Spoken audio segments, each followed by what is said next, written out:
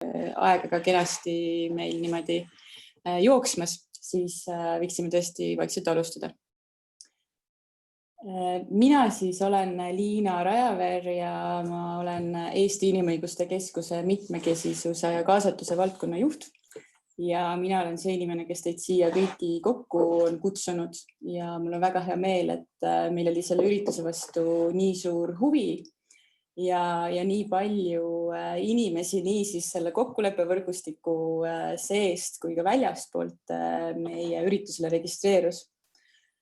Me hakkame rääkima siis sellisest minu enda jaoks ka väga põnevast teemast nagu isejuhtiv organisatsioon.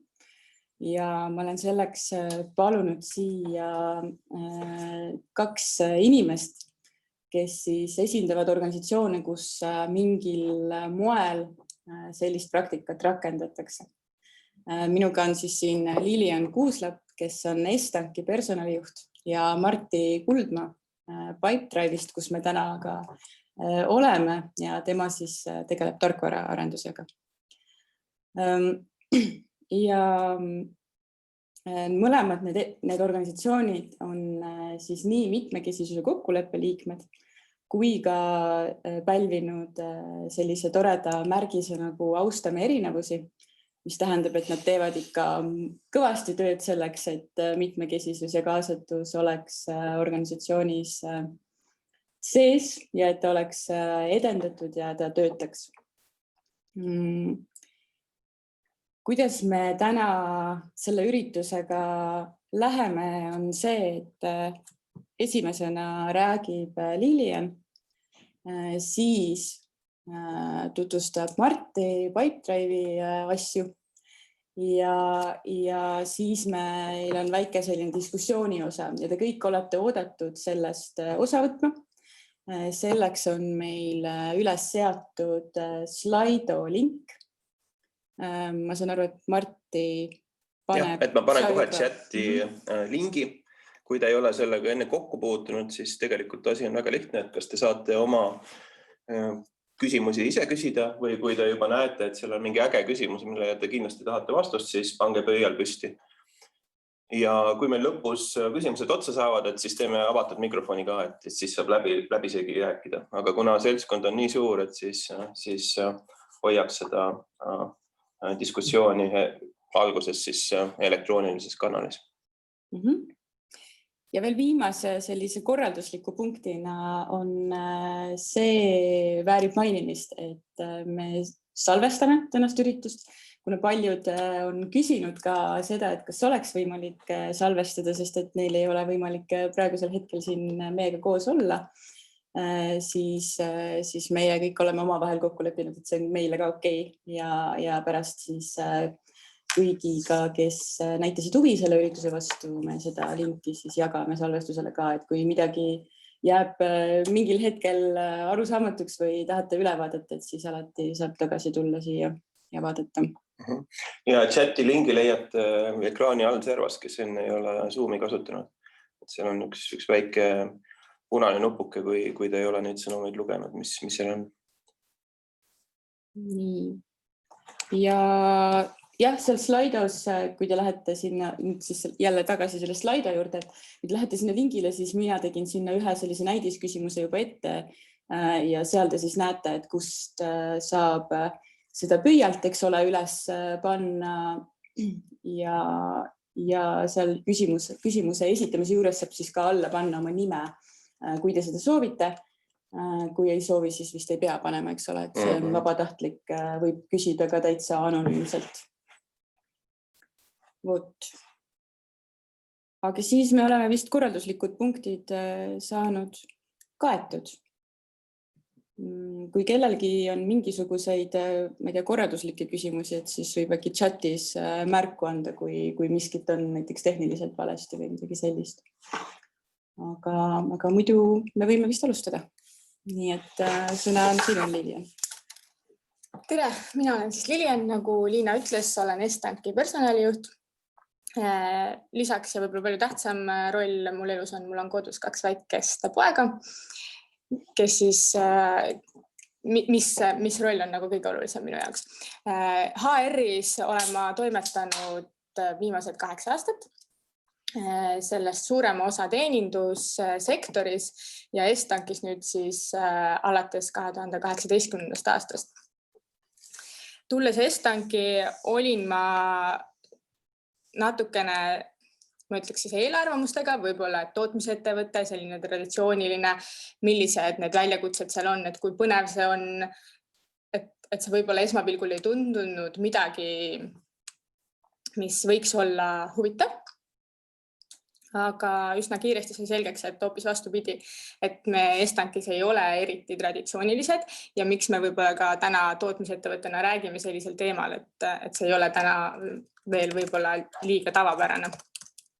Natuke Estankist ka, et tegemist on siis, nagu ma ütlesin, tootmisettevõttega.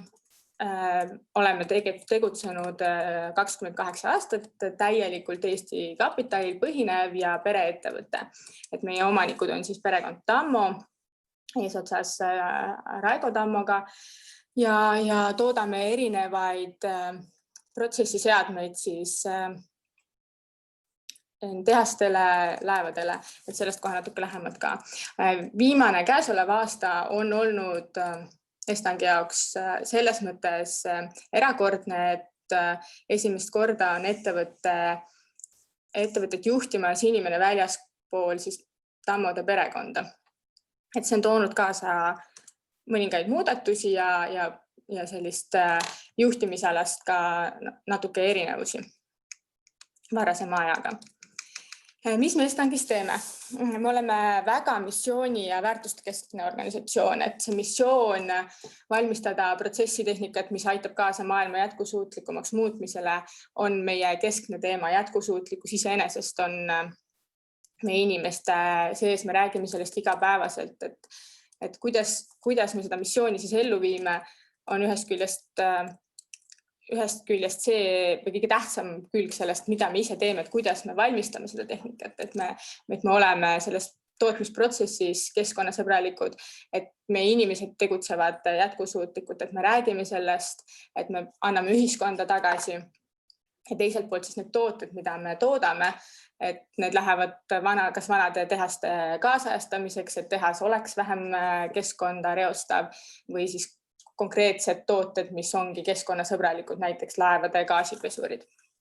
Ja meie visioon, mis on pakkuda ületamatu tasemega tootmisteenust, on midagi, mis meie igapäevast sellist arengut toetab, et selle visioonina me ei jõua mitte kunagi, seda ületamatut taset me ei saavuta mitte kunagi, ehk siis me igapäevaselt Estankis areneme ja meie see visioon toetab seda, et me tahame olla homme paremad, kui me olime täna.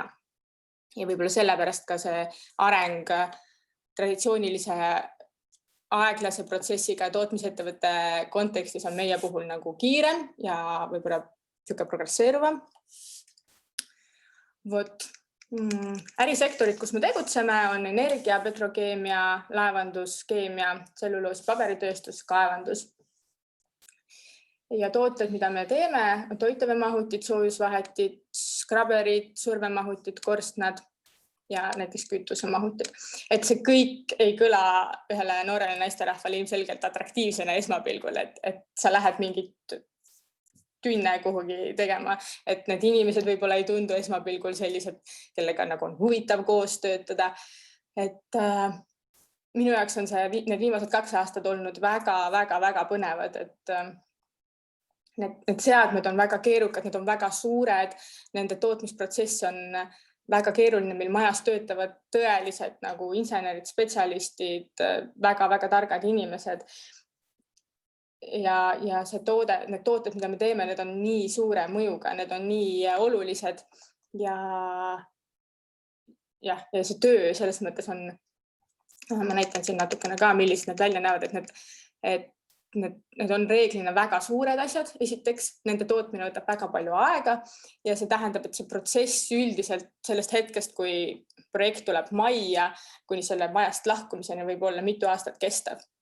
Ehk siis need väljakutsed seal inimestega, inimeste juhtimisega on on selles mõttes keerulised, et selle paari aasta jooksul, kui me näiteks ühte toodet toodame, see tiim, kes selle projektiga on seotud, võib mitu korda muutuda. Et kuidas siis ikkagi olla selles edukas.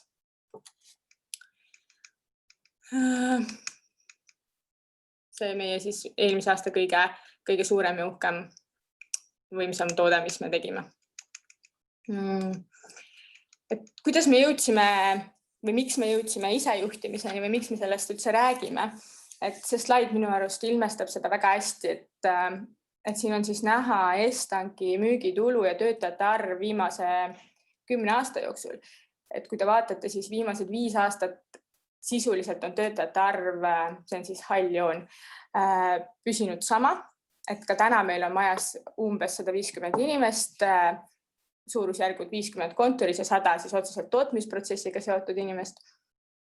Ja müügitulu sealjuures siis alates 2018. aastast on teinud nagu hüppelise kasvu, et käibed on kasvanud ja see väljakutse, kuidas selle sama inimeste arvuga saavutada samu tulemusi, teha need tööd ära edukalt, õigel ajal, kvaliteetselt, et selles protsessis me avastasimegi, et need tiimid, kus oli seda vabadust rohkem, kus oli autonoomsust, kus oli võimalus iseenda protsessi juhtida, need tiimid olid edukamad ja see viiski selle isejuhtimiseni. Et miks me seda siis teeme? Mulle meeldib neid põhjuseid jagada kahest. Ühest küljest siis see, et ettevõttena olla efektiivsemad, produktiivsemad, et meie kommunikatsioon oleks sujuvam, et kommunikatsioon on selle asja nagu peamine võluvõti või üks nendest. Ja teisest küljest siis need inimesed, kes seda efektiivsust ja produktiivsust saavutavad, et need inimesed oleksid rahulolevamad, et nad tunneksid, et neid väärtustatakse, et nad on kaasas ja kaasatud ning nende selline tööga seotuse tase oleks kõrge. Et need on need 2 sellist suurt põhjust, miks me seda teeme. Et kuidas siis, mis esimene samm oli, kui me nagu teadlikult läksime selle juurde, et me oleme isejuhtiv organisatsioon või meil on isejuhtivad inimesed. Meie struktuur oli ka algselt üsna lame, aga sellel hetkel, kui see teadlikkus tekkis, siis esimese asjana me lõimegi endale uue struktuuri, mis on sellel pildil näha, kus on siis kirjeldatud meie funktsioonid, sisuliselt tiimid, mis meil majas on. Võib-olla esimene õppetund, mis me saime, me justkui hakkasime rääkima, et meil on ilma juhtideta organisatsioon. Üsna kiiresti me saime aru, et see ei ole eesmärk ja seda me ka ei taotle, et meil tegelikult täna on juhid olemas, juhid on väga olulisel kohal, aga juhtide roll on lihtsalt teistsugune. Juhi roll on ümber mõtestatud ja see on siis peaasjalikult seotud sellega, et meil ei ole juht selle jaoks, et ta annaks, ma ei tea, töökäsku või ütleks midagi, kuidas peab inimene tegema, vaid juht on selle jaoks, et inimest toetada, et olla inimese jaoks olemas, et teda coachida, mentordada, et olla see tugi, kui inimesel on seda vaja. Ja see struktuur siis üldiselt nagu lahenduse poolest näeb välja niimoodi, et kui sa lähed siin mõne näiteks oletame kvaliteedi juhtimise peale, sa võtad sinna sisse, siis sa näed kõiki rolle, mis seal tiimis on ja iga rolli sees avaneb siis selline rollikaart. Et mis oli ka meie jaoks väljakutse, et meil on väga palju kompleksseid ja selliseid kombineeritud rolle. Et mingil hetkel muutus ametijuhendite kui selliste tegemine, nagu, mis traditsioonilises tootmisettevõttes tegelikult olid iga lepinguga kaasas ametijuhend. Et see muutus väga keeruliseks nende koostamine, sest need ikkagi muutusid ajas nii palju, tiimid, kus inimesed olid, muutusid ajas nii kiiresti, et või üks inimene võis olla 3 tiimis näiteks. Et siis me jõudsime selleni, et meil on iga inimesega käib kaasas selline rollikaart, kus on siis kirjeldatud tema eesmärk ja vastutused, mis on sellest kaardist minu hinnangul kõige olulisemad, et need on hästi selgelt koos inimestega või igaüks on siis ise saanud selle kirjelduse eest vastutada, et milline see tema eesmärk täna on, millised need vastutused on, mida ta kannab ja see on andnud ka selle, et inimesed võtavad selle enda omaks, et ei ole, et tema juht tuli ja ütles, et sa pead nüüd seda tegema, vaid et see on inimese enda sees tulnud, ta vastutab selle eest, see on tema oma ja ta viib selle protsessi alati kvaliteetselt lõpuni, mille eest ta vastutab. Et kuidas see siis lisaks sellele struktuuri muutmisele ja nendele rollikaartidele, mida me oleme teinud, ongi esmalt see hierarhia vabadus, et meil ei ole klassikaliselt hierarhilisi alluvussuhteid, et meil on küll need tiimliidid või need inimeste juhid, siis ma ütleksin ikkagi, kuna me ei ole nii suur organisatsioon, et me saaksime endale lubada, ma ei tea, coachingu tiimi või midagi sellist, et siis meil ongi väga palju tööd ja vaeva sellega, et meie enda juhtides seda muutust ellu kutsuda, et nad mõistaksid selle rolli uut mõtet ja oleksid sellega kaasas, et see ei ole olnud selles mõttes lihtne protsess. Teiseks siis selgelt sõnastatud eesmärgid ja vastutused igal rollil, et see avatus ja kommunikatsioon ja see, et need samad kaardid on nagu nähtavad kõikidele inimestele, et igaüks teab, mis on selle teise inimese või selle teise rolli eesmärk, miks ta toimetab ja nii on ka lihtsam teda mõista või et ei teki neid selliseid vastasseised mina ja sina või meie tiim ja teie tiim, et nagu me kõik oleme selle ühtse Estangi suure eesmärgi nimel, millest lähtuvalt on tekkinud igale rollile oma siis väiksem eesmärk, et mõni roll on suurema vastutusega, mõni väiksema vastutusega, aga iga roll on oluline, iga roll loob väärtust organisatsiooni jaoks. Kommunikatsioonist ma ka juba rääkisin, et meil on pigem väga avatud kommunikatsioon, et me räägime sellest, kuidas ettevõttel läheb igapäevaselt ja regulaarselt, meil on regulaarsed infotunnid nii tootmisele kui kontorile, et seal räägitaksegi sellest siis, et ma ei tea, kuidas meil finantsiliselt lähevad, millised projektid on meil edukad, millistes me ebaõnnestume, miks me ebaõnnestume, mida me peame muutma, et mitte ebaõnnestuda, kuidas meil, ma ei tea, personalimuudatustega, millised on värbamise väljakutsed, kogu seda infot jagatakse siis ettevõtte üleselt. Samuti ka kirjalikes kanalites. Meil on vestlused inimeste, siis nende tiimliidide ja iga rolli või iga inimesega, mis ei ole klassikalises mõttes üks kord aastas arenguvestlus, vaid need on perioodilised. Need peavad vähemalt toimuma 4 korda aastas. On tiime, kus need võib-olla toimuvad sellised lühikesed vestlused iganädalased, on tiime, kus need toimuvadki kord kvartalis, minnakse majast välja ja tehakse selline pikem tagasisidestamise ja kuidas sul läheb vestlus.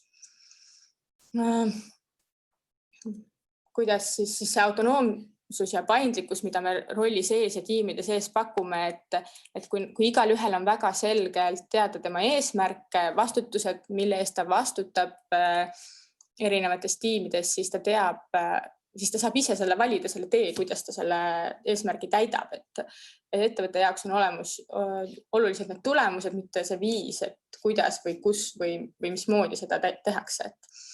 Et see, kui inimesel on see vabadus valida, see muudab nad efektiivsemaks ja produktiivsemaks. Et mulle meeldib ikka see näide, et me ju kodus ei taha, et keegi meile ütleks, et tõsta nüüd endale taldrikule 3 kartulit ja pane salatit ka, et me ikkagi ise tunneme seda, meil tekib instinkt, meil on kõht tühi, me tahame süüa ja me tõstame endale süüa, kui me tahame, et meil ei ole vaja, et keegi meile ütleks, et nüüd söö.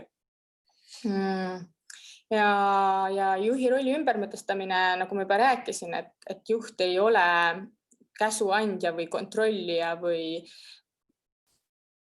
keegi, kes juhib seda nii-öelda protsessi, vaid juht on see, kes toetab inimest, kes on inimese jaoks olemas, kui inimesel on vaja. Me pakume lisaks siis sellele juhipoolsele toele ka majavälist sellist anonüümset teostatavat nõustamist, et on võimalus käia tööpsühholoogi juures. Et see on selline ka väga huvitav muutus, mille inimesed on päris kenasti vastu võtnud, et mul endal võib-olla esialgselt oli natukene hirm, et kuidas see keevitaja nüüd siis, mis ta nüüd arvab siis sellest, kui ma lähen ta juurde ja ütlen, et mine nõustamisele, on ju. Et tegelikult inimesed käivad ja kasutavad seda võimalust ja ma arvan, et sellest on igal juhul kasu. Ja mis selle kõige nii-öelda see alus on või see jääme kõige alumine osa, millele seda kõike me üles oleme hakanud ehitamine on usaldus. Et me peame oma inimesi usaldama, me peame usaldama, et nad on võimelised ise ennast juhtima, ise võtma vastutust ja kui me seda suudame, siis tegelikult on kõik ülejäänud on juba lihtne. Ja lõpetuseks siis meie nii-öelda see tööandja eesmärk või slogan, et kuna meie eesmärk on rikastada inimeseks olemise kogemust või anda seda võimalust, et iga päev tööle tulles see oleks midagi enamat kui tööl käimine, siis see on nagu üks külg, miks need muutused on ellu kutsutud. Ja siin on meie tiim suvepäevadel. Seekord siis tünni tasemel vormeleid ehitamas. Aga minu poolt aitäh! Aitäh ka minu poolt Lilianile ja me läheme edasi siis Pipedrive'iga ja kuuleme, kuidas seal asjad toimivad, kas on kõik samamoodi või on mingisuguseid erinevusi. Ja ma vahepeal, kuna meiega on liitunud vahepeal mitmeid inimesi, ma saan aru, et siin oli mõningatel väikeseid probleeme siin lingile ligipääsemisega, aga ma loodan, et see on kõik lahenenud. Et küsimuste küsimiseks me kasutame sellist kohta nagu Slido ja sinna saab siis äkki, mõtlen, Marti, kas sa saad uuesti panna selle lingi chatti? Saan ikka, jah. Sest kui mina sinna sisse tulin, siis seda ei olnud enam chatis, eks ole, kui ma poole pealt liitusin, et Marti paneb kohe linki uuesti selle chati uuesti lingi ja siis seal juba mõned küsimused on kenasti olemas ja kõik siis saavad ka neid küsimusi ülespoole hääletada, et kui te panete selle pöidla, siis küsimus liigub ülespoole, et jooksvalt võite neid küsimusi küsida. Pärast, kui Marti lõpetab, siis me läheme nende küsimuste juurde. Just, aga tere siis minu poolt ka. Mina olen Marti. Pipedrive'is olen olnud tänaseks 4 aastat. Enne seda olen olnud 20 aastat, isegi 30 aastat juba tehnoloogiasektoris, nii telekomis, finantssektoris kui tegelikult ka mitu ringi ettevõtjana olnud. Et vanasti ettevõtteid ei nimetatud startupideks, aga põhimõtteliselt olen olnud siis startupper ka. Ja Pipedrive'is vastutan arendusmeeskonna eest. Arendusmeeskond on hetkel 220 inseneri ja isejuhtimist me peamiselt siis rakendame arendusmeeskonnas. Pipedrive kokku on pisut üle 600 töötaja, meil on 10 kontorit ja üle 90 000 maksva ettevõtte. Käive on umbes 100 miljonit. Miks Pipedrive'ist väga palju kuulda ei ole, on see, et me oleme siis suunatud äriettevõtetele, et kui me võtame mõned teised Eesti tuntust startupid nagu Bolt või TransferWise, kes pakuvad jaeturule teenuseid, siis meie klient on ettevõte ja seetõttu me ennast väga palju ka ei reklaami. Ja Pipedrive'i töötajatest 2/3 on jätkuvalt Eestis. Nii et me võime väga selgelt öelda, et tegemist on Eesti ettevõttega. Ja võib-olla erinevus klassikalisest startupist on see, et me oleme raha teeninud kohe päris algusest. Ehk me oleme break-evenis, me tegelikult ei pea üldse investorite käest raha küsimus käima. Ja ma natuke räägin siis teise nurga alt, ehk et kuidas me jõudsime ise juhtimiseni. Et minu ülesanne oli kasvatada insenerimeeskonda ja mina liitusin siis umbes selle koha peal aastal 2016. Ja tollel hetkel meil oli 10 väiksemat meeskonda, autonoomset meeskonda, kes igaüks vastutas mingisuguse osa eest tootes. Ja nüüd läbi kiire kasvu hakkas nende meeskondade arv kasvama. Ja Tulemus oli see, et 2 aasta pärast aastaks 2018 oli mul üle 20 meeskonna, kes olid hästi kitsa fookusega, mis tähendas, et meeskondade vaheline selline arusaam ja infovahetus meeskondade lisandudes muutus kehvemaks. Samuti ei olnud mul enam võimalik otse 20 meeskonda juhtida ja seetõttu, mis siis klassikaliselt tehakse, on luuakse siis lisajuhtimistasand vahele.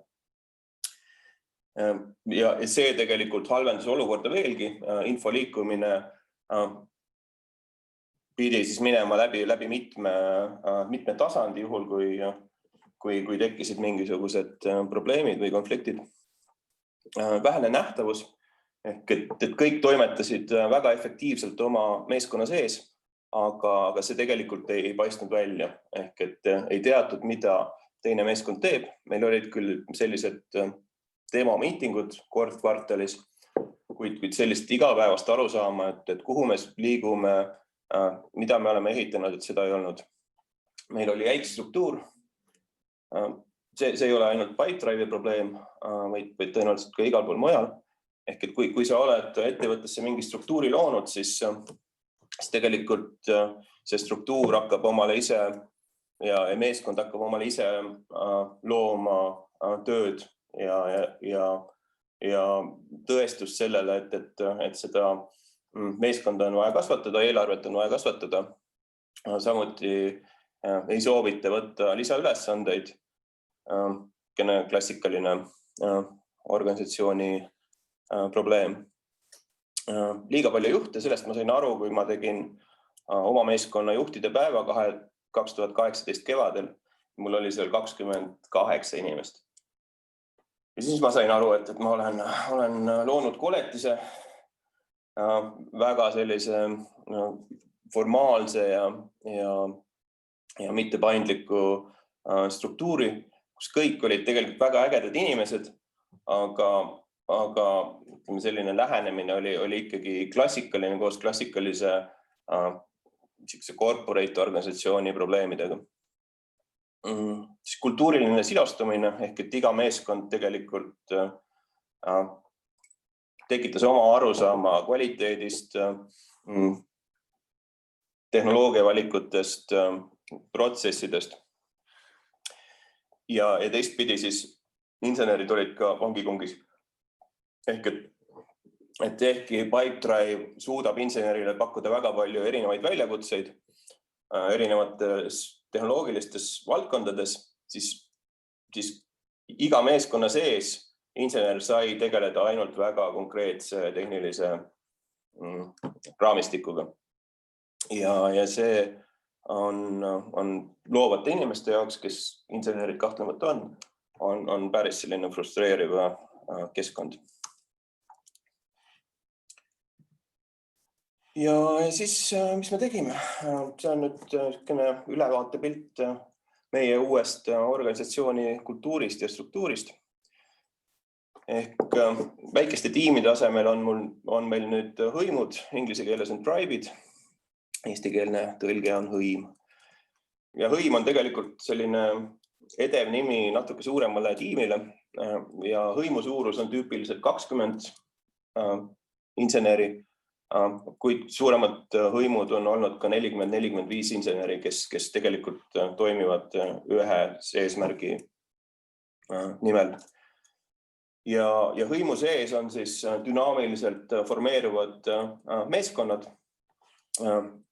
Launchpad, mis vastutab siis kvaliteedi ja teenuste hoidmise eest, intsidentide eest, probleemide lahendamise eest, kuid ka ütleme siis tehnilise uurimistöö eest. Ja siis on missioonid, mis on siis tegelikult projektitiimid, mis formeeritakse 1-2-3 kuuks ja siis mingisuguse probleemi ümber.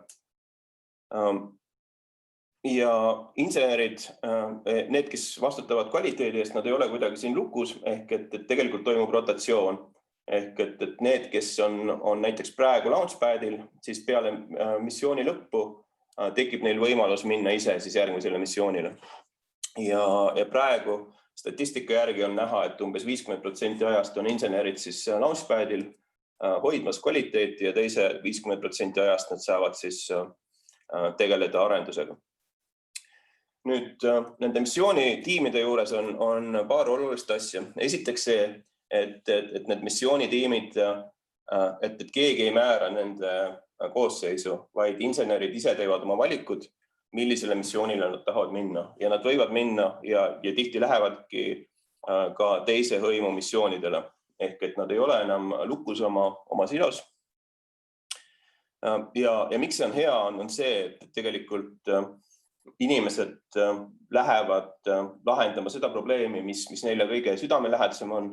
Nad saavad juurde õppida neid tehnoloogiaid, mida on näiteks siin teises hõimus kasutusel ja samamoodi nad toovad siis oma teadmised kaasa, ehk et toimub selline pidev õppimine. Ja kui enne oli üks pidevaid nagu probleeme või protsessi oli see, et mismoodi sellist koostööd soodustada, mismoodi ühtlustada parimaid praktikaid, siis nüüd see tegelikult toimub iseenesestlikult, ehk et parimad praktikad läbi meeskondade sellise segamise või segunemise levivad ise. Missioone ja tegelikult launchpad juhi formaalsed juhid.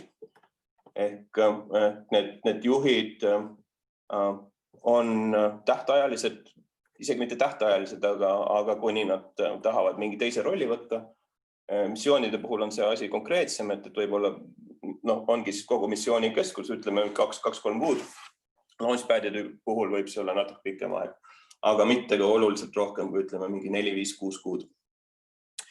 Ja need inimesed, kes neid missioone ja launchpad'e veavad, nagu ma ütlesin, nad ei ole formaalsed juhid, ehk neil puudub igasugune formaalne võim ja jõud teiste inimeste üle meeskonnas.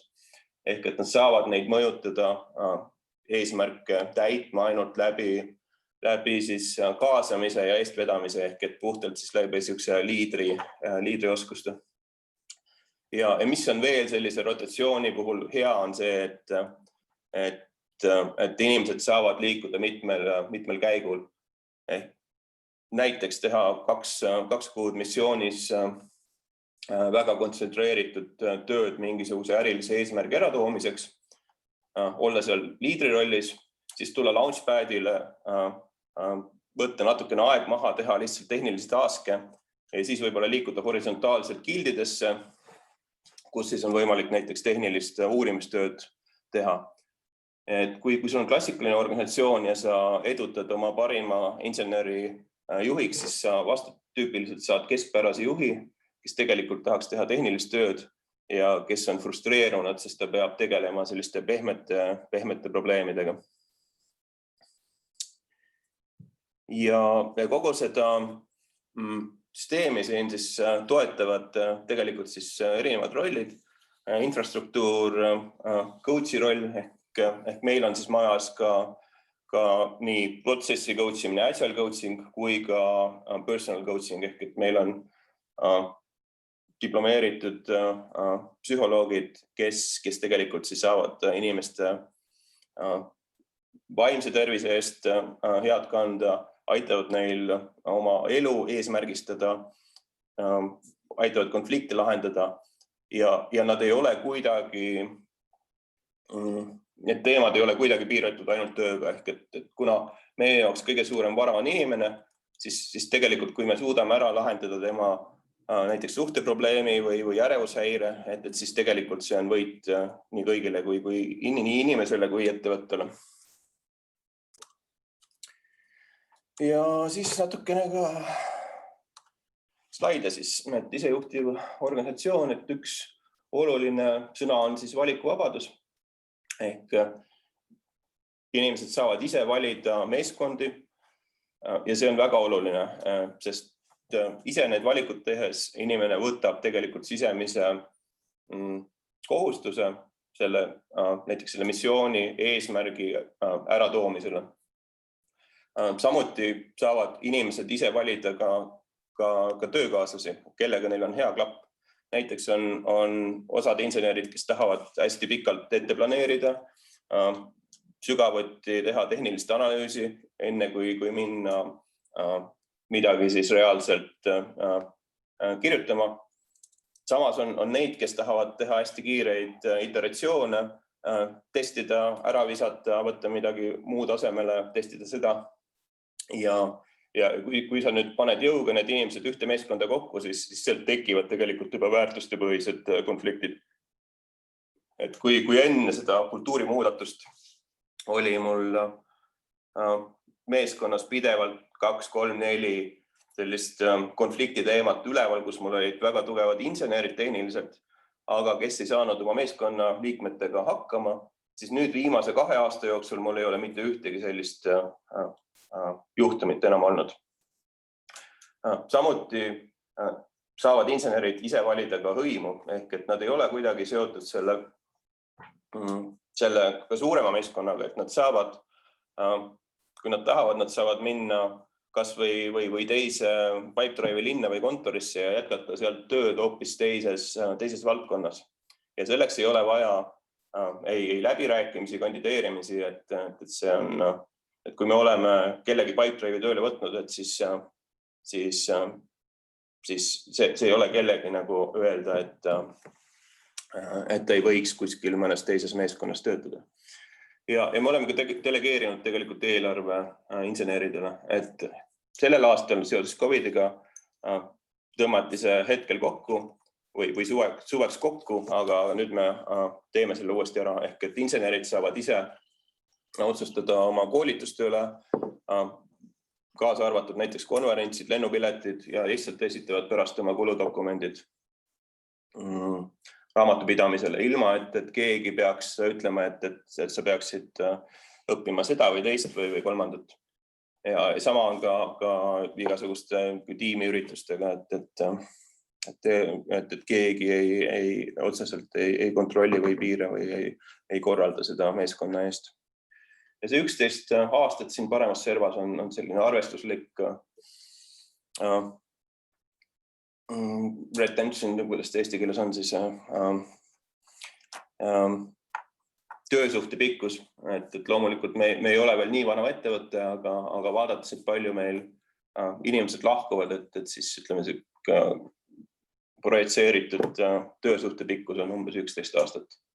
Tõenäoliselt siin natuke kukub, aga kui me võtame tehnoloogia ettevõtte, kus tegelikult liigutakse näiteks Ameerikas Silicon Valley'sse võib-olla 9-12 kuu jooksul järgmisesse ettevõttesse, et siis meie number on nagu suurusjärgu võrra parem. Ja teine oluline märksõna või teema on siis vastutus versus omandus. Et eesti keeles see on võib-olla natuke konarlik, aga inglise keeles on väga selge vahe ehk et responsibility versus accountability. Ja vastutus on see, mis sulle antakse ülevalt alla. Öeldakse, et sina vastutad näiteks kvaliteedi eest, sina vastutad näiteks kliendi rahulolu eest. Accountability on see, mille inimene ise võtab ja kus talle antakse tegelikult probleem või veel parem on see, kus inimene võtab ise mingisuguse probleemi ja ütleb, et ma näen, et see on ettevõtte jaoks probleem ja ma tahan seda lahendada ja ma lähen ja lahendan ja võtan omale meeskonna ümber ja hakkan seda lahendama.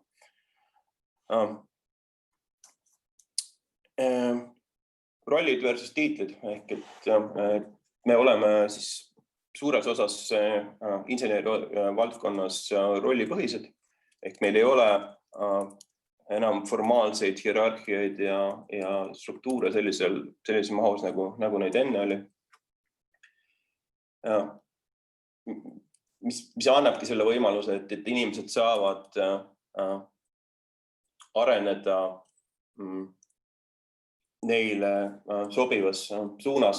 Nad saavad tegelikult tagasi astuda ilma, et see oleks nende jaoks psühholoogiliselt raske näiteks kui sa oled mõne inseneri juhiks edutanud ja ta tegelikult saab aru, et ta ei taha juht olla, siis tegelikult selle inimese jaoks see samm tagasi astuda inseneri rolli, juhi rollist on väga keeruline. Meie juures tegelikult kogu see pinge on maha võetud, et inimesed saavad katsetada erinevaid rolle, liikuda ettevõttes erinevates valdkondades ja mitte ainult tehnilistes valdkondades, aga näiteks ka tootejuhtimises või disainis, kui kätte on. Ja teine oluline paar on siin siis juhid versus liidrid. Et juht on siis see, kellele tegelikult on top-down võim antud. Liider on see, kellel tegelikult formaalset võimu ei ole, kes saab tegelikult tulemusi tuua ära ainult läbi siis oma karisma teadmiste eestvedamise. Ja selline motivatsioon ja selline juhtimine või eestvedamine on oluliselt nagu, ütleme ka tegelikult turvalisem, kui me mõtleme organisatsiooni tervise peale, et öeldakse, et inimesed tulevad ettevõttesse ja lähevad ära juhi pärast. Et meie juures tegelikult see, kui keegi on kehv liider, et see paistab kohe välja, sest et tema meeskonnaga lihtsalt ei ühineta. Ja tõenäoliselt ta saab siis ka ise aru ja saab tagasisidet, et miks, et mida ta muutma peab. Et meie kultuuris ei olegi võimalik, kuidas viisakalt öelda, et ei olegi võimalik nagu kehv juht olla. Ja ma mõtlesin midagi muud, aga saate ehk aru. Ja siis oluline on ka gildid, et ma korraks mainisin seda sõna, aga nüüd räägin lahti ka, et gildid on ajalooliselt on nad siis käsitööliste sellised kutseühingud, kus anti edasi teadmisi. Ja sama on tegelikult ka Pipedrive'is, et kui meil enne kultuurimuudatust olid mitmed tsentraliseeritud rollid, näiteks olid arhitektid, kes tegid otsuseid erinevate projektide tehnoloogia valikute üle, olid kvaliteedijuhid, kes vastutasid kvaliteedi eest, siis mis juhtus, kui sul on need rollid jaotatud, mis juhtub, on see, et tekib see pingpongi mäng, üksteise süüdistamine, protsessid muutuvad aeglaseks, sest igal ühel on oma prioriteedid ja järjekord. Ja meil on tegelikult kõik insenerid ära võimustatud, et ükskõik, kes meie 200, tegelikult meil on kokku 300 inseneri, ütleme 300 insenerist võib teha muudatuse toodangusüsteemides ja panna siis uue versiooni Pipedrive'i rakendusest välja. Ja seda tehakse ka palju, ehk kui sa võtad, tõenäoliselt paljud olete kokku puutunud ka tarkvara arendusega ja teate, kui kaua läheb näiteks mingi uue versiooni testimine või juurutamine, kaua see aega võtab, eks, et nädalaid, kuid, vahest aastaid, kui me räägime suurtest süsteemidest. Siis Pipedrive'is me teeme muudatusi 100 korda päevas. Ehk et siis 100 korda päevas see rakendus, millel on 100 000 kasutajaid, muutub klientide jaoks. Ja need muudatused on hästi väikesed, hästi kiired, juhul kui midagi katki läheb, keerame kiiresti tagasi. Aga see võimaldab meil olla hästi paindlik ja väle. Aga tagasi tulles nüüd gildide juurde, siis gildid on nüüd üle võtnud tegelikult need endiselt tsentraliseeritud rollid. Et gildidesse võib ükskõik milline insener või miks mitte ka tootejuht või disainer liituda ja tegelikult siis hakata suunama kas tehnoloogia või mõne protsessi elukaart. Ja gildiga liitumine on tegelikult väga lihtne, et sa liitud lihtsalt Slacki kanaliga, kui sa oled osalenud näiteks 3 kuud koosolekutel, siis sa saad hääleõiguse ja sealt edasi saad tegelikult juba hakata suunama tehnoloogia arengut. Ja see tegelikult võtab ära selle võimaluse, et mis on nagu väga tüüpiline, et mina oleks teinud teisiti, see ei ole minu otsus, paned käed risti ja ütled, et lahendage nüüd ära, eks. Ehk et kõik otsused tegelikult on inseneride delegeeritud. Miks me seda teeme? ehk isejuhtimist. See ongi see väledus ja paindlikkus, et meil on võimalik hästi kiiresti uute probleemide ümber meeskonnad moodustada. Meil ei ole neid formaalseid silostunud ja kaitseringis meeskondi, kes kirjutavad eelarveid ja tõestavad oma vajadust, vaid tegelikult me saame hästi kiiresti liigutada oma arenduse fookuse teise kohta. Ja ma räägin siin nädalatest, mitte sellest, et sul on vaja uut tiimi planeerida järgmise aasta eelarvesse ja siis saad alles ressursid taha. Skaleeruvus, ehk mul ei ole vaja ehitada enam hierarhiaid selleks, et kuidagi üritada top-down juhtida, vaid tegelikult ma näen, et ma saan oma organisatsiooni skaleerida sarnase mudeli baasil siin 500 kuni 1000 insenerina kindlasti. See autonoomne motivatsioon. Motivatsiooni on vähemalt 4 sorti. Kvartaltreenerina ma tean seda väga hästi. Aga ütleme siis tööalaselt kasutatakse võib-olla 3, et esimene ja motivatsioon on siis jõud ja hirm, ehk et seda kasutati siin orjanduslikus korras, aga jätkuvalt on see siiski ka teema mõnedes kas madala lisandväärtusega sektorites või siis vaesemates piirkondades, kus inimesel lihtsalt ei ole teist võimalust, kui ta peab seda tööd tegema. Ja sellega kaasneb tegelikult ka selline ruineerimine ja frustratsioon. Teine motivatsioon on siis präänik ehk palk, aga ka see motivatsioon on selline suhteliselt nõrga, et inimene teeb täpselt nii palju, et väga palju ei karjutada peale, eks. Ja autonoomne motivatsioon on midagi, mis tuleb inimese seest, ehk et inimene tahab ise seda asja teha, et ta naudib seda tööd ja protsessi ja meeskonda. Ja läbi selle kultuuri me proovime suuremat osa inimesi hoida selles autonoomse motivatsiooni seisundis.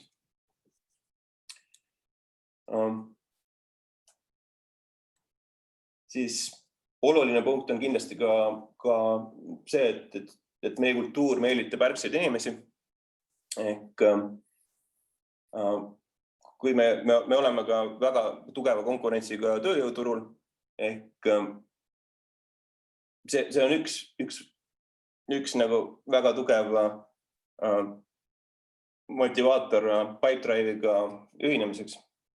Ehk me saame parema kvaliteediga inimesi, kes sobivad meie kultuuri lihtsamalt. Nad ütlevad, et jah, et siin on võib-olla Boltil on parem palk ja Starshipil on ägedad tehnoloogiad, ehitavad robotid, aga tegelikult ma tahan näha, mismoodi see isejuhtiv kultuur toimib.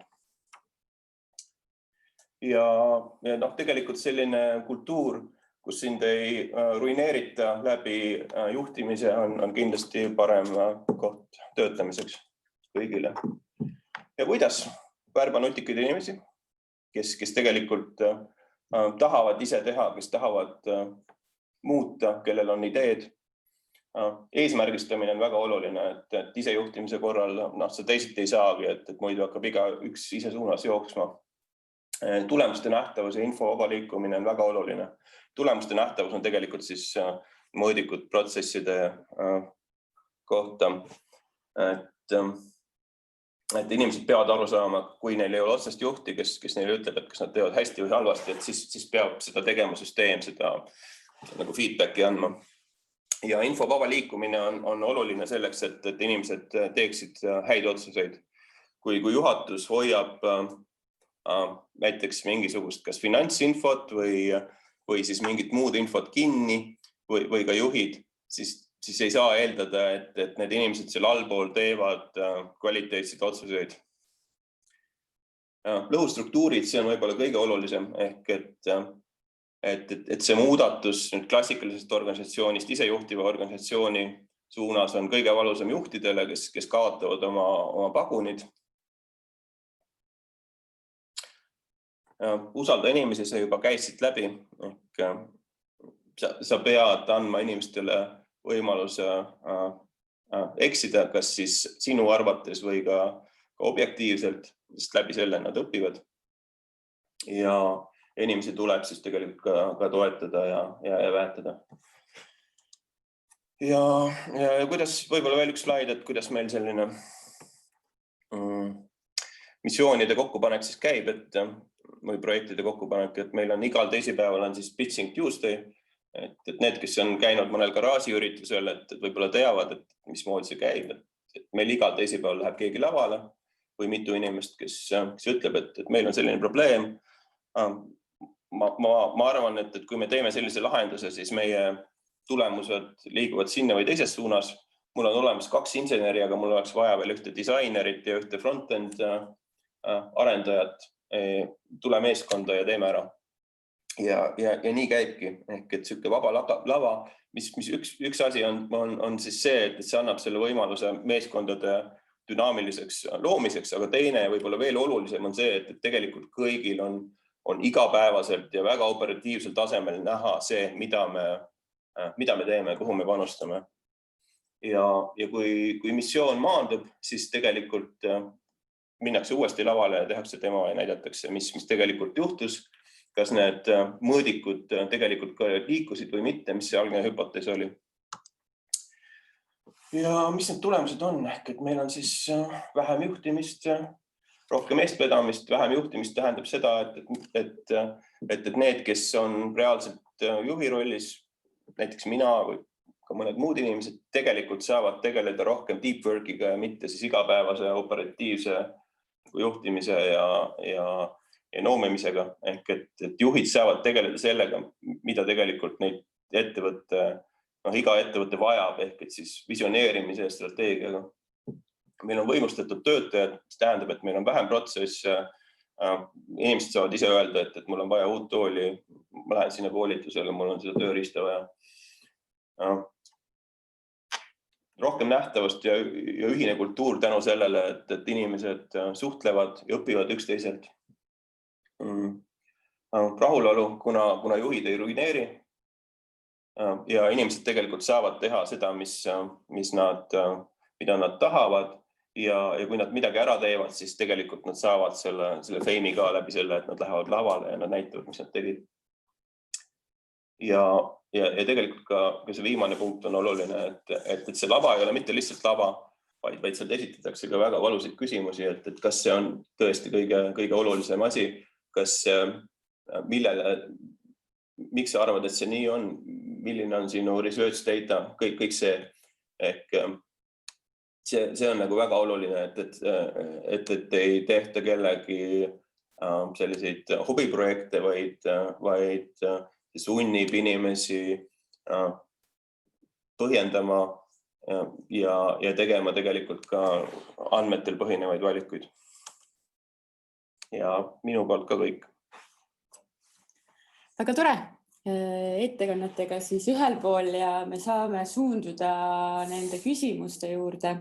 Eks mul endal olid ka mõned küsimused ette valmistatud, et vaatame, kuidas meil läheb. Me kindlasti kõiki üksipulgi lahti ei jõua võtta, aga siis kasutage oma häält, kasutage oma neid thumbs up reaktsioone seal Slido lingil, mis on siis chatis. See on juba päris hästi toiminud ja ma kindlasti neid küsimusi, mis üleval pool on, katsun kajastada. Aga et alustada võib-olla seda sellist küsimuste vooru, siis siin on ka küsimus tulnud selle kohta, et kui keeruline sellise lähenemise rakendamine nagu oli, eriti Pipedrive'i puhul, mis on võib-olla natuke suurem organisatsioon. Aga kui ma küsin sellise üldise küsimuse, et 2018 teie nägite, et teil on probleem. Sina, Lilian, ütlesid, et teil on selle struktuur justkui alati olnud, aga et viimasel ajal on siis nüüd toimunud see, et te olete teadlikumalt hakanud seda isejuhtiva organisatsiooni põhimõtteid rakendama. Et kust see kõik alguses, kust te saite teadmisi üldse selle kohta ja kui keeruline siis see teie organisatsiooni kontekstis, kui praegu vaatate niimoodi võib-olla natukene tagasi, kui keeruline see siis tegelikult oli sellist võib-olla paindlikkust ja sellist vastutust luua? Sõna sulle enne. Ma täpselt nagu ei teagi, kus see nagu mõte. Esimene, ma arvan, kogemus oligi ilma juhtideta nii-öelda organisatsioonist, kui ma kuulsin, kuidas ProExpert oma elu on korraldanud. Ja sealt see mõte hakkas kuidagi liikuma, et ma hakkasin ise lugema, uurima ja seda teadlikkust kasvatama ja siis selguski, et meil tegelikult väga paljud põhimõtted nagu ongi niimoodi, me toimetamegi nagu see nii-öelda siis isejuhtimine või isejuhtiv organisatsioon peaks toimima ja sealt see niimoodi step by step edasi läks. Kõige keerulisem, ma arvan, oligi, nagu Martti ka ütles, nendele formaalsetele juhtidele selle asja selgeks tegemine või selle võimu äravõtmine, et meil oli ikkagi olukordasid, kus juht tõstab käed üles ja ütleb, et aga siis mul ei ole võimu ju. Et selle selleks tegema, et sul ei oleks seda võimu vaja, et see ongi see eesmärk, et sul ei oleks seda võimu, et sul on teine roll. Et ma arvan, et see on kõige keeruline, see on selles mõttes kõige mõjusam, kui see on paigas, kui nii-öelda siis see juhi roll on muutunud ja need juhid, liidrid, eesti keel on selles mõttes nii halb keel, et see liider kõlab minu arust nii halvasti eesti keeles, ja siis juht on nagu jällegi teise mõjuga. Aga et need juhid saavad aru, et nad ei ole võimu pärast seal organisatsioonis, ma arvan, et see on kõige olulisem. Mina õppisin YouTube'ist internetist, et sai tegelikult tehtud päris korralik uurimustöö, vaadatud tugevaid insenerikultuuriga organisatsioone nagu Spotify, Airbnb, Google.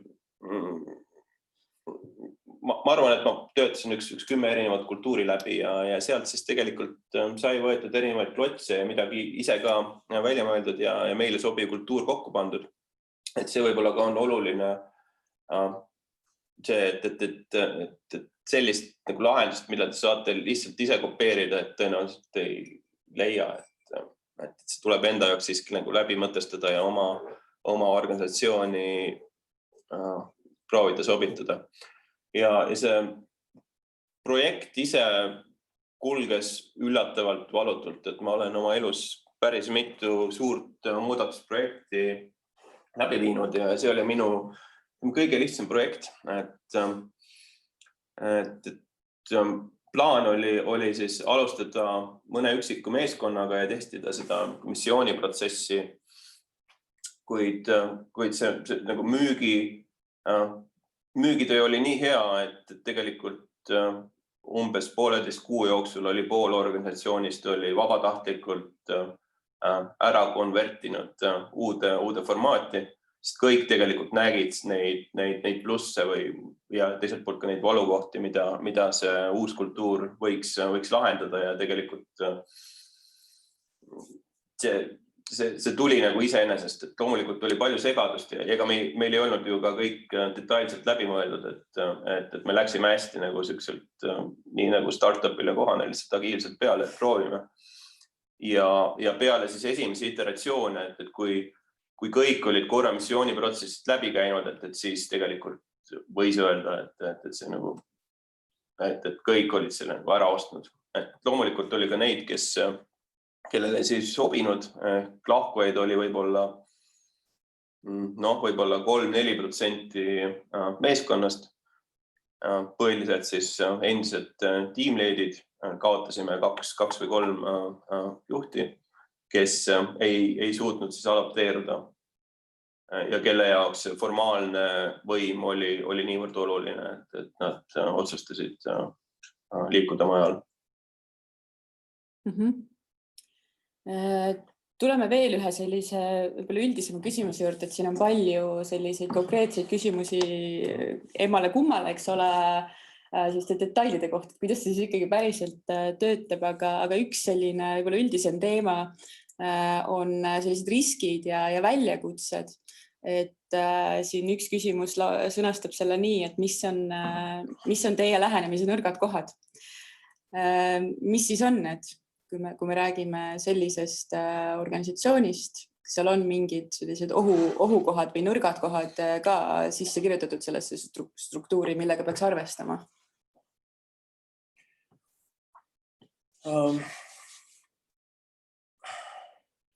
No kindlasti see, et see ei sobi kõigile inimestele. Et õnneks Pipedrive oli juba ja me oleme ajalooliselt tegelikult värvanud inimesi mitte niivõrd nende oskuste järgi, kuivõrd nende väärtushinnangute ja kultuuri järgi. Aga me võtame keskmise ettevõtte, siis tõenäoliselt neid inimesi, kes sellele muudatusele hakkavad vastu töötama, on kindlasti oluliselt rohkem ja see võib olla tõsine blokker. Kui me nüüd operatsiooniliselt mõtleme, siis ütleme igapäevases töös, siis ütleme selline, kuivõrd sellist käsuahelat otseselt ei ole, siis vahest mõnedes meeskondades käib see vedru maha ja seal ei ole siis otseselt seda juhti või kellele nüüd öelda, et sa teed oma tööd halvasti, et sa pead selle kogu meeskonna tegelikult uuesti käima tõmbama, et kas siis läbi coachingu või siis näitama neile siis mingisuguseid, andma neile ideesid, et kus nende siis uus selline fookus ja olema peaks.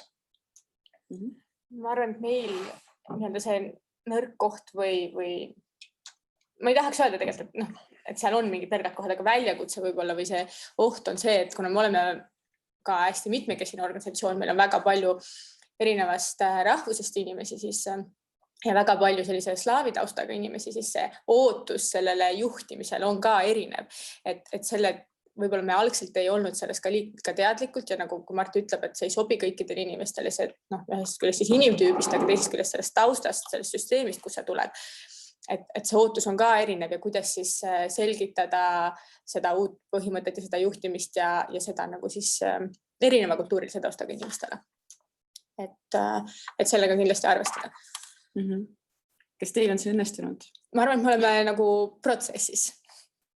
Olgu. Aga ma küsin siis vahepeal ühe sellise konkreetse küsimuse just Estonki kohta, mis on siin ka kõige rohkem hääli praegu saanud, et selgita natuke seda rollikaardi toimimist. Kuidas see igapäevaselt siis ikkagi töötab?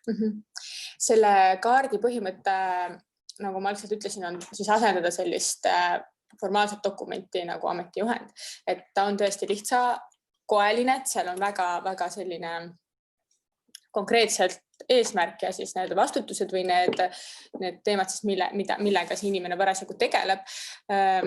Sinna juurde tulevad enamikel rollidel ka mingisugused mõõdikud, kui tema töö on siis seotud sellega, et nii-öelda tema edu saab hinnata siis mingisuguse mõõdikuga.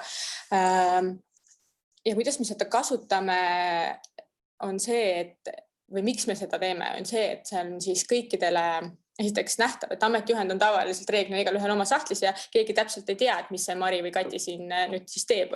Et see on selle avatuse tagamiseks, et kõikide rollide, meil on ka samamoodi seinal siis näiteks juhtkonna tasemel või juhatuse tasemel konkreetsed nii-öelda koosolekuruumi seinal, kus käivad ka külalised, on need tegevused, millega nad tegelevad, mis on need top prioriteedid täna ja selline lihtsustatud vorm võimaldab sellel asjal nii-öelda kiiresti muutuda, et me ei pea tegema iga kord lepingu muudatust, kui kellelgi mingi asi rollis muutub. Et see kaart on kogu aeg ajas muutuv, ta on interaktiivne ja vastab siis sellele, mis päriselt tegelikult organisatsioonis toimub. Kui see nüüd vastas sellele küsimusele. Siin oli üks täpsustav küsimus veel selle rollikaardi kohta selline, et kas on tulnud ette ka mingisuguseid vaidlusega lõppenud töösuhteid sellel, et kuidas siis seda vastutusala tõendatakse, et kas seal on ka selliseid siiamaani ei ole, mida ma olen nii-öelda ettevaatusabina hakanud praktiseerima, et kuna see rollikaart ei ole ametlikult lepingu osa, siis tegelikult mul tööleping on täna traditsioonilises mõttes võib-olla natuke pikem, et ma ikkagi lepingus kirjutan ka need vastutused lahti. Et ta oleks ikkagi allkirjaga kuskil ka, et sellised võib-olla laiemad vastutused, mitte sellised igapäevased nii-öelda ajas kiiremini muutuvad tegevused. Ja nüüd lähme korra Pipedrive'i juurde. Katsume niimoodi tasakaalustatult läheneda. Siin on mitu küsimust selle kohta tekkinud, et kes ikkagi siis need eesmärgid seab ja kas, et kuidas siis see tagasisidestamine töötab juhtidele ja kõik sellised, et võib-olla sa selgitad seda juhtide töötamisprotsessi natuke. Et kui me räägime ettevõtte eesmärkidest, siis need tulevad tegelikult siis, ei saa öelda juhatuselt, aga meil on siis selline tuumikgrupp, kes tegeleb visiooni ja pikaajalise strateegia, et meil on selline, ütleme, 3-aastane visioon ja sinna vastu, et me ei räägi siin, eks mitte siis rahalistest eesmärkidest, mis on loomulikult ka olemas, aga me räägime näiteks uutest kliendisegmentidest, uutest toodetest, millega me tahame välja tulla, uutest turgudest, võib-olla vahest ka, kui me räägime tehnilisest poolest, siis mingitest suurematest tehnoloogilistest platvormi muudatustest. Ja teiselt poolt siis hõimud loovad oma visiooni, mis on siis joondunud nende ettevõtte strateegiatega, klassikaline lähenemine ja sealt hõimu visioonist edasi tuleb siis roadmap ehk kuidas me selle visioonini jõuame ja sinna siis lükitakse neid missioone, millel on siis konkreetsed eesmärgid. Missioonid tulevad toote arenduse puhul enamasti siis tooteorganisatsioonist ja see põhineb siis ühtepidi sellele samale strateegiale, et kuhu me tahame minna, aga teistpidi ka siis väga tugevalt andmetele ja research'ile, et meil on, arvan, et üks 10-liikmeline research'i osakond, kes teevad küsitlusi, intervjuusid, testivad selliseid beta lahendusi. Nüüd, kui juhist rääkida, siis juhi roll inseneeringus on siis inimeste juhi rollist ja tegelikult ka kui enne oli nagu vastutus eesmärkide täitmise eest oli sellel juhil, siis tegelikult see vastutus on Drive'is endas, aga juht on siis töötab pigem väljapoole oma hõimu ehk et siis veab suuremaid üleorganisatsioonilisi projekte. Näiteks, kui meil on vaja mõnda ettevõtet analüüsida, et kas me tahame teda üle võtta või mitte, et siis teha seal see töö ära, pärast nende meeskondade integreerimine, koostöö tootega, et kõik see, samuti protsesside tuunimine, mitmed juhid on osa ka gildidest. Nad ei pea seal olema gildi juhi rollis ja enamasti ei olegi. Aga neil on oma selline mõju ja nad on siis pigem selline ka interface ülejäänud organisatsioonile. Et kui ma ütlesin, et Pipedrive'is on isejuhtiv, siis ütleme 40% organisatsioonist, et ülejäänud organisatsioon, et see on üks meie võib-olla ka selliseid küsiti, et mis need nõrgad kohad ongi tegelikult see, et kuna meil ei ole kogu organisatsioon ei ole konverteeritud isejuhtivaks, et siis on vaja sellist interface'i, kes oodatakse ikkagi, et sul on mingisugune juht vastas, kes siis midagi juhul, kui vaja eskaleerida on, et siis seda lahendab. Üks täpsustav küsimus selle kohta on võib-olla ka seotud selle riskiga, et kui see on niisugune õhine põhine, et ma lähen ise valin endale selle missiooni, mis ma mingil hetkel soovin, eks ole, kuhu ma soovin panustada, siis kas seal on mingi piir, mingi limiit, et inimesed ei töötaks ennast hulluks? Jah, et see alguses oli probleem.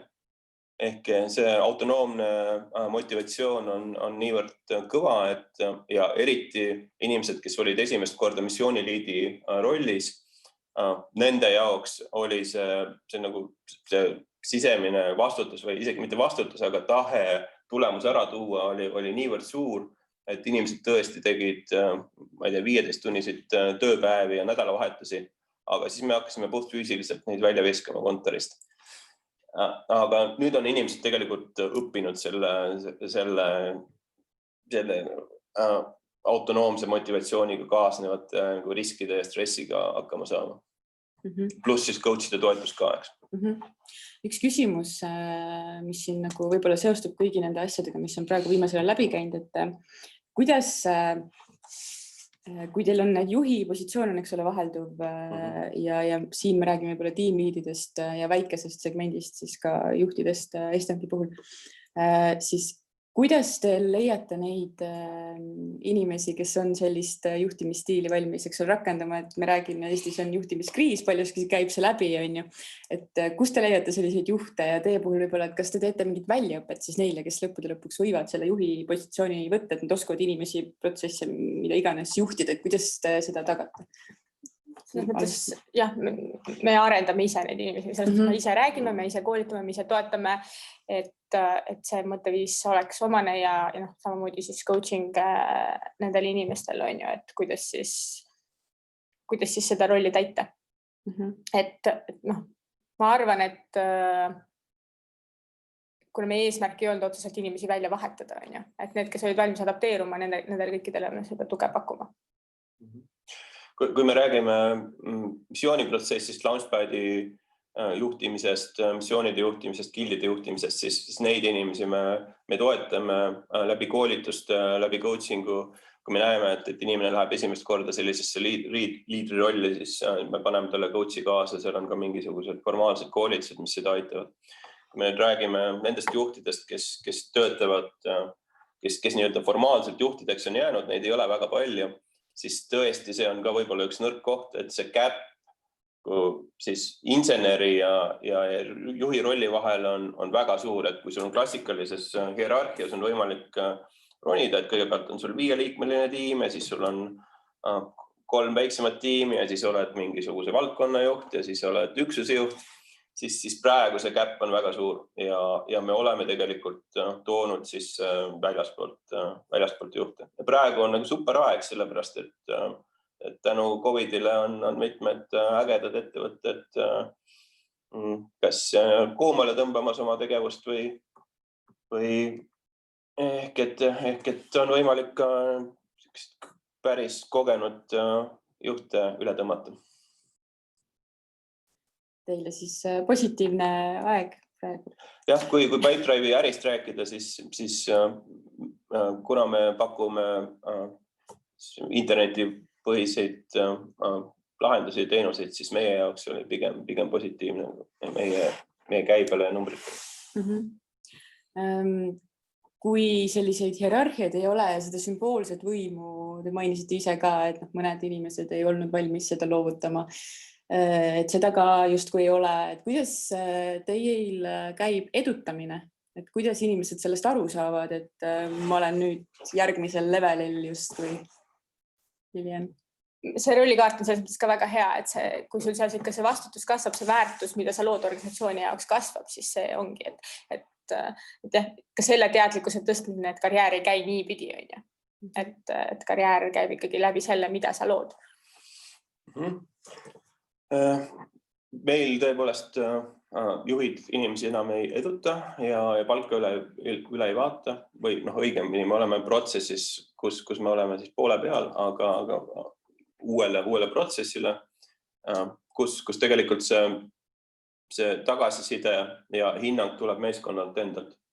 Et seal on nii subjektiivsed kui tegelikult objektiivsed faktorid, et meil on väga hea selline süsteem trackimaks, mida inimesed teinud on, millistel missioonidele osalenud, milliseid rolle võtnud, juhi rolle ja läbi selle tegelikult on see areng on trackitav ja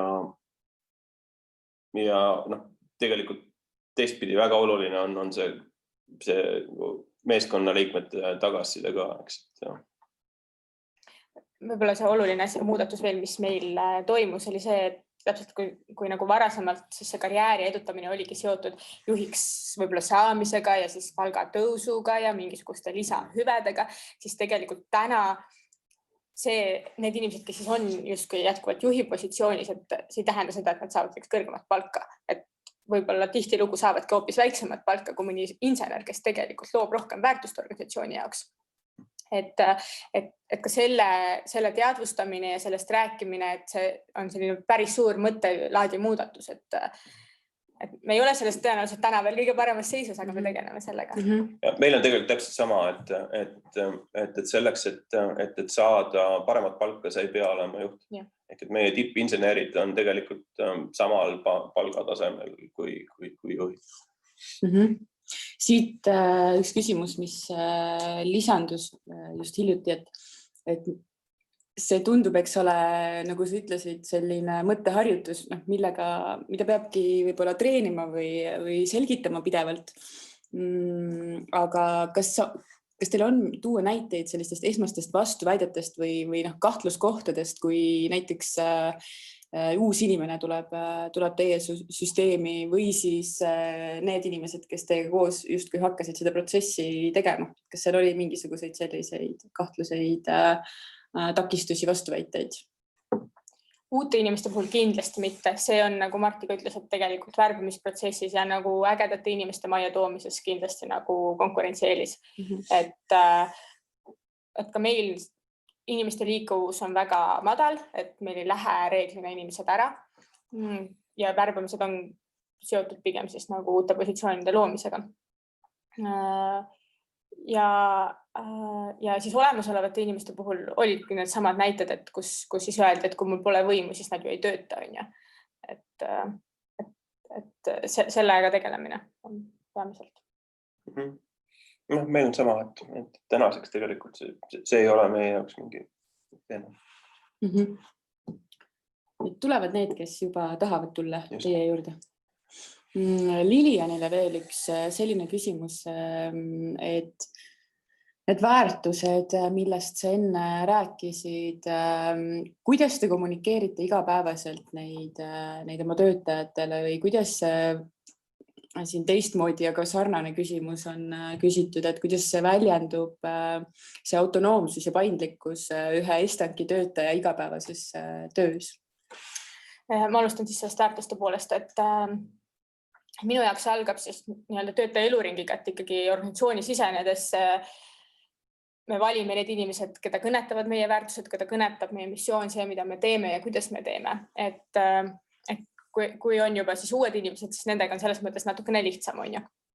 Aga mida me igapäevaselt teeme, mingid praktilised näited võib-olla, et lisaks sellele, et me räägime sellest, et meil on need väärtused igal pool kirjas, meil on erinevad, ma ei tea, meeskonnamängud, kuupõhised, nädalapõhised, läbi aasta kestvad, mis on siis nende väärtustega kooskõlas, kõik üritused, mida me korraldame, on siis, meil on iga aasta siis üks väärtus on fookuses, millega me tegeleme, mille teadlikkust me tahame tõsta ja mida siis nii-öelda arendada, et siis kõik üritused, mida me teeme, on nagu läbi põimitud nendest väärtustest, et see kommunikatsioon käib kuidagi alateadlikult kogu aeg sellega kaasas, kingitused, mida me töötajatele teeme või hüved, mida me pakume, et need kõik on läbi mõeldud alati lähtuvalt väärtustest. Ja teine pool oli siis seoses, et kuidas autonoomsus väljendub. Ma arvan, et selles väljendubki, et inimesed saavad ise valida selle viisi, kuidas nad siis oma seda tulemust saavutavad, mida neilt oodatakse.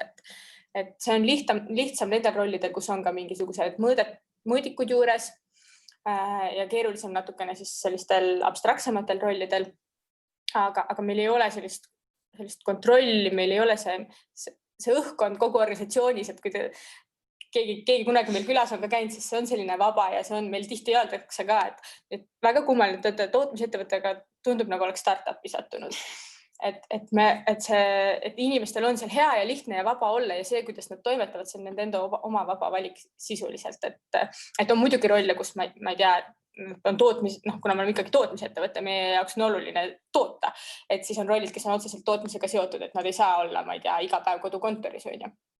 Aga üldiselt meil ei ole sellist ranget ja korda ja selliseid klassikalisele tootmisettevõttele võib-olla omaseid tunnuseid. Me seal ürituse tutvustuses, mina lubasin, et me räägime ka sellest, et kuidas selline struktuur toetab seda mitmekesisuse ja kaasatuse valdkonda. Et siin on tegelikult juba mitu asja läbi käinud, mis mida alati tuuakse selliste klassikaliste näidetena, kui me räägime, ma ei tea, diversity management'ist, et see tööjõu voolavus on väiksem, töötajate motivatsioon on suurem, ilmselt ka rahulolu. Aga kas te olete kuidagi seda niimoodi jälginud või mõelnud selle peale või mõõtnud seda ka, et kas töötajatel päriselt on parem olla ja kas nad on siis tõenäoliselt, eks ole, võiks öelda, et nad on rohkem kaasatud. Aga kuidas teil endal tunne on? Jah, selles mõttes kõige lihtsam mõõdik, mida me kasutame, ongi siis nii rahulolu kui ka tööga seotus, et minu jaoks olulisem siis tööga seotus ja mida siis meil tegelikult ka COVID ajal oli selline situatsioon, kus me nagu praktiliselt saime seda tunda, kui suur see tööga seotus on, et me pigem justkui ettevaatavalt tegime üle ettevõttelise kärpe, kuna oli näha, et müügid langesid, siis oli selline solidaarne kärbe kõikidele töötajatele 10%.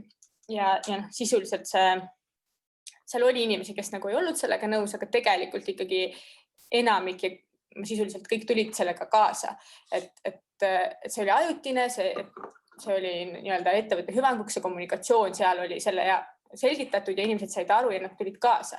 Et see oli minu jaoks selles mõttes nagu tore näide sellest, et see, mis see uuringu tulemus mulle näitab, et meil on kõrge tööga seotuse tase, et see päriselt ka oli selline. Ja, meie loomulikult ka mõõdame rahulolu ja numbrid on ilusad, kurta ei saa, paremad kui enne. Aga tegelikult, kui rääkida otse sellest mitmekesisusest, siis mina näen seda väärtust küll. Ja seda võib vaadata siis erinevate nurkade alt, ehk et kindlasti sooline mitmekesisus on väga vajalik ja äge, ehk et me üritame ikka igas meeskonnas värvata ka naisinsenere ja me oleme umbes 2 korda paremad sellest kui Eesti keskmine ettevõte. Siis rahvuslik ja kultuuriline mitmekesisus täpselt samamoodi ja see ei ole mitte see, et kes kuhu vaatab, eks lõuna ajal, vaid see, et kui inimene tuleb näiteks Pakistanist või Hiinast või Singapurist või Brasiiliast, siis ta tegelikult toob kaasa selle teadmise, selle kultuuri, selle turu kohta ja meil on tegelikult oluliselt, meil on lihtsam sinna minna ja aru saada, mis nendel turgudel toimub ja kuidas sinna nagu ligi saab, mis on nende inimeste jaoks oluline. Meil siin vahepeal käis, mingi 1,5 aastat tagasi käis ka, kuna me oleme formaalselt Ameerika ettevõtte käis läbi ka see nagu mingite diversity kvootide teema. Minu arvates on see ikka paras BS, aga ehk et kui me hakkame kvoote kasutama, et sellisel juhul eks me ei värva omale parimaid insenere, vaid me teeme mingisugust muud jama, ma ei teagi, mis see on. Aga kuivõrd ma näen, et see diversity on tegelikult väärtus, siis me tegelikult värbamisel ja isegi mitte värbamisel, vaid siis turundusel me prioritiseerime kanaleid, kus me saame näiteks naisinseneridele ligi, näiteks mingisugused konverentsid või mingisugused jututoad grupid ja läbi selle me saame oma sellesse pipeline'i rohkem mitmekesisust. Jaa, aga meil on nüüd siin mõned minutid 6 täpsemalt veel lõpuni minna. Ma küsiksin lõpetuseks sellise küsimuse võib-olla, et kust, kui nüüd üks organisatsioon sai inspiratsiooni võib-olla või sellist uut indu, et mingid sellised põhimõtteid hakata rakendama oma organisatsioonis ka või hakata vähemalt sinna suunas mõtlema või uurida selle kohta, siis kuhu nad võiksid vaadata, et kust seda informatsiooni saada, võib-olla ka just Eesti kontekstis, kas on keegi, kelle käest küsida, mõni raamat, mida lugeda või mõni selline allikas? Mina võin öelda 2 märksõna, holokraatia ja sotsiokraatia. Pange Google'isse, vaadake ära mõned videod, päris sükest põnevat nurka tuleb sealt. Nii plusse kui miinuseid. kui seda isejuhtimist teha puhtalt,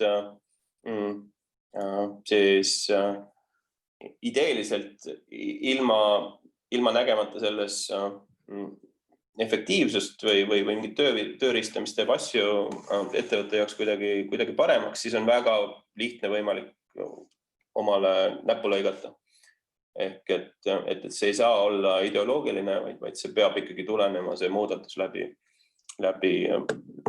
vajaduse ja arusaama, et see töötab antud kontekstis selles ettevõttes paremini või see toob mingisuguse kasu. Ja Eestis on meil Facebookis mõned grupid ja ka selliseid meetup'e on, kus tegelikult nendest teemadest räägitakse ja alati saab tulla ja küsida otse ka, et mina olen näiteks viimase aasta jooksul, ma arvan, 10 erineva ettevõttega rääkinud, andnud neile mõtteid ja ideid. Ja tehnoloogiasektorit vaadates siis tegelikult ma tean 3 või 4 ettevõtet, kes tegelikult meie kogemuse ja protsessi alusel on oma muudatused juba ära teinud või juurutamas. Ja see ei ole ainult siis ka tehnoloogiasektor, et olen rääkimas käinud ka mitmes riigiettevõttes ja riigiasutuses. Väga tore kuulda. Kas Lilian, sul on ka mõni... Ja see holokraatia on kindlasti see aluspõhimõte, mille mina nagu läbi töötasin ja kust need ideed hakkasid minul jooksma, et on erinevaid raamatuid ka selle kohta kirjutatud ja kindlasti Google'is teeb infot.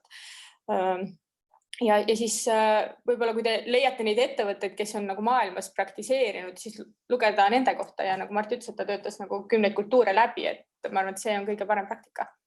Ja nagu Marti on valmis andma nõu ja jagama kogemust, siis ka mina täpselt samamoodi, et Kas kellelgi, meil on siin 3 minutit veel aega lõpuni, kui keegi, kes meil veel siin on, tahaks midagi väga kangesti veel lõpetuseks küsida, siis meil on selline avatud küsimuste voor, et saab päriselt häälega ja videoga ka tegelikult osaleda nüüd siis lõpus. Kui on, siis sellest võid märku anda sellega, et te lihtsalt võtate endal selle mute'i maha ja panete oma video võib-olla ka võimalusel tööle.